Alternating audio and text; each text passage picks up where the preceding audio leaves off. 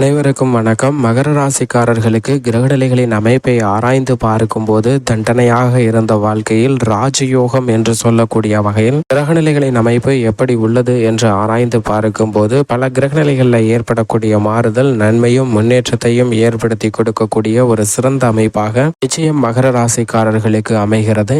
தண்டனையாக இருந்த வாழ்க்கையில் ராஜயோகம் என்று சொல்லக்கூடிய வகையில் பிப்ரவரி 7ஆம் தேதியிலிருந்து 14ஆம் தேதி வரை எப்படி அமைகிறது?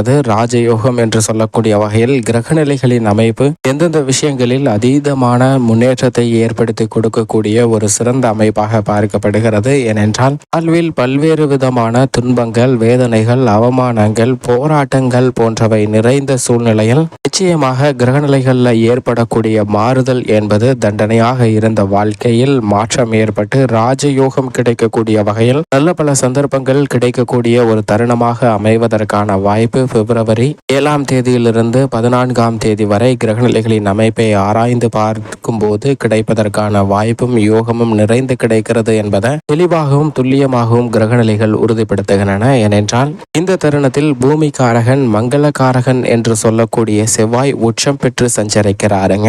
செவ்வாய் உச்சம் பெற்று சஞ்சரிக்கக்கூடிய இந்த தருணம் என்பது பல்வேறு வகையான மங்களகரமான சுப நிகழ்வுகளை இனிதாக செய்வதற்கான வாய்ப்பும் யோகமும் மிகவும் அபரிவிதமாக நிறைந்து கிடைக்கிறது. பல்வேறு வகையான தடைகள், தாமதங்கள் அனைத்தும் விலகி திட்டமிடக்கூடிய பணிகளில் காரிய வெற்றியை ஏற்படுத்தி கொடுக்க போகிறாருங்க. பூமிக்காரகன் மங்களகாரகன் உச்சம் பெற்று சஞ்சரிக்கக்கூடிய இந்த தருணம் பல்வேறு வகையில சந்திக்கக்கூடிய தடைகள், தாமதங்கள் தகர்த்தெறியப்பட்டு முன்னேற்ற வாய்ப்புகள் நிறைந்து கிடைக்கக்கூடிய ஒரு இனிமையான தருணமாக அமைகிறது என்பதை துல்லியமாக உறுதிப்படுத்துகிறாருங்க. ஏனென்றால் உச்ச வீடான மகர ராசியில் செவ்வாய் வலுவாக அமர்ந்திருக்கிறார். அவருடன் இணைந்து வித்யாகாரகராக இருக்கக்கூடிய புதனும் சஞ்சரிப்பது நல்ல வரவேற்கத்தக்க ஒரு அமைப்பாக பார்க்கப்படுகிறது. புதனும் சனியினுடைய ஆட்சி வீடான மகர ராசியில் சஞ்சரிப்பதால் மிக தெளிந்த அறிவாற்றல் கிடைப்பதற்கான வாய்ப்பும் யோகமும் உருவாகிறதுங்க. எனவே இந்த வாரத்தில் எதிர்கொள்ளக்கூடிய தேர்வுகள் அனைத்திலும் நல்ல மதிப்பெண்ணுடன் தேர்ச்சி பெறுவதற்கான வாய்ப்பு உருவாகிறது. அது மட்டுமல்லாது போட்டித் தேர்வுகள், நேர்முக தேர்வை எதிர்கொள்ளக்கூடிய நபர்களுக்கு நிரந்தர உத்தியோகம் கிடைப்பதற்கான வாய்ப்பும் யோகமும் நிறைந்து கிடைக்கிறது என்பதை வித்யாகாரகராக இருக்கக்கூடிய புதன் உறுதிப்படுத்துகிறாருங்க.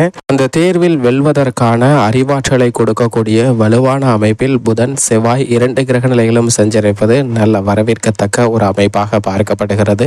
அது மட்டுமல்லாது சனியும் ஆட்சி பலம் பெற்று மிக வலுவாக தனது சொந்த ராசியான கும்பராசியில் அமர்ந்திருக்கிறாருங்க. சனி கும்பராசியில் சஞ்சரிப்பது கூடமாய் நன்மை கிடைக்கக்கூடிய ஒரு நிகழ்வாக பார்க்கப்படுகிறது. எனவே ஜீவனாதிபதியாக இருக்கக்கூடிய சனி பகவான் மிக வலுவாக சஞ்சரிக்கக்கூடிய இந்த தருணத்துல பல்வேறு வகையான தடைகள், தாமதங்கள் தகர்த்தெறியப்படுகிறது. தொழில் ரீதியாக எதிர்பார்க்கக்கூடிய முன்னேற்ற வாய்ப்புகள் மிக சிறப்பாக கிடைக்கக்கூடிய ஒரு இனிமையான தருணமாக மாறி இருக்கிறது என்பதை தெளிவாகவும் துல்லியமாகவும் உறுதிப்படுத்துகிறாருங்க. அது மட்டுமல்லாது முதன்மை சுபகிரகமும் தோஷமற்றவருமாக இருக்கக்கூடிய குரு பகவான் மிக வலுவாக தனது நட்பு கிரகமான செவ்வாயின் ஆட்சி வீட்டில் மிக வலுவாக மேசராசியில் வீற்றிருக்கிறாருங்க. இது பெரும்பாலும் பல விஷயங்கள்ல ஏற்படக்கூடிய தடைகளை விலக்கி அதிவிரைவாக அனைத்து விதமான நன்மைகளையும் ஏற்படுத்துவதற்கான வாய்ப்பை உறுதிப்படுத்துகிறது. எனவே குரு பகவான் அதிவிரைவாக நன்மைகளை கொடுக்கக்கூடிய ஒரு வலுவான அமைப்பில் சஞ்சரிப்பது திட்டமிடக்கூடிய காரியங்கள்ல நிச்சயமாக வெற்றி கிடைக்கிறது. தண்டனையாக இருந்த வாழ்க்கை சூழ்நிலையை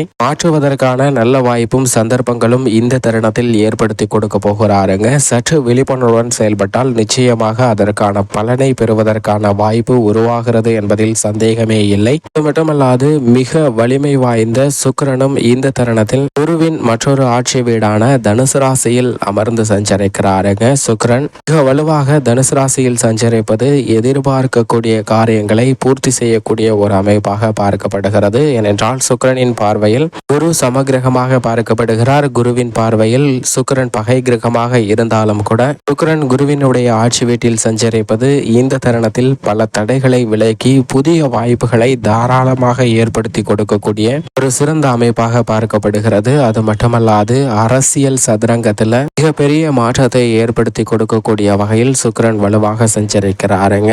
இந்த வாரத்தில் நீங்கள் எதிர்பார்க்கக்கூடிய கட்சி சார்ந்த பணிகளும் கூட்டணி வாய்ப்புகளும் மிக சிறப்பாக கிடைப்பதற்கான வாய்ப்பும் யோகமும் நிறைந்து கிடைக்கிறது. அதிரடியான பல மாற்றங்களை அரசியல் மற்றும் கலைத்துறை ரீதியான பணிகளில் ஏற்படுத்துவதற்கான வாய்ப்பை மிகவும் அபரிவிதமாக உருவாக்கி கொடுக்கிறாருங்க. இது மிக சிறந்த மாற்றத்திற்கு அடித்தளமிடக்கூடிய வகையில் அமைய போகிறது. அது மட்டுமல்லாது நிழல் கிரகமாக இருக்கக்கூடிய ராகு கேதுவின் அமைப்பை ஆராய்ந்து பார்க்கும் போது தனது சமகிரகமாக இருக்கக்கூடிய குருவின் ஆட்சி வீட்டில் ராகு சஞ்சரிக்கிறாருங்க. மீன ராசியில் ராகு சஞ்சரிப்பது நன்மை தீமை கலந்த ஒரு அமைப்பாக பார்க்கப்படுகிறது. பெரும்பாலும் தடையான காரியங்கள் அனைத்தையும் விலக்கி நல்ல முன்னேற்ற வாய்ப்புகளை ஏற்படுத்தி கொடுக்க போகிறாருங்க. மோட்சக்காரகரான கேதுவும் தனது சமகிரகமாக புதனின் ஆட்சி வீட்டில் வலுவாக அமர்ந்திருக்கிறார். எனவே திட்டமிட்டபடி காரிய வெற்றிகள் நிறைந்து பெறுவதற்கான வாய்ப்பும் யோகமும் உருவாகிறது. அது மட்டுமல்லாது ஒரு விஷயத்தை நடந்த நிகழ்வை குழப்பத்தை எண்ணி சிந்தித்து கொண்டே அதை மேலும் குழப்பமாக மாற்றிக்கொள்வதை விட அதற்கான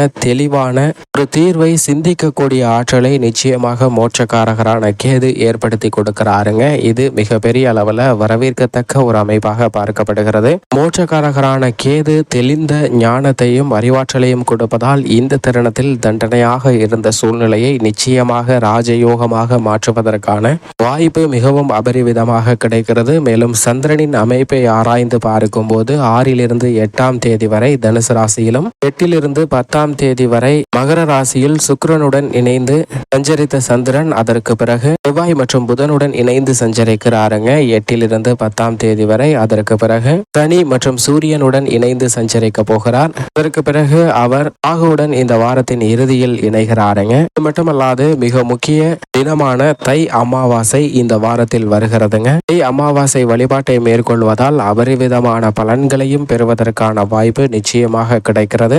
அப்படி கிரக நிலைகளின் அமைப்பு அமைந்திருக்க மகர ராசிக்காரர்களை பொறுத்த வரைக்கும் சுகஸ்தானத்தில் குரு வீற்றிருக்கிறாருங்க.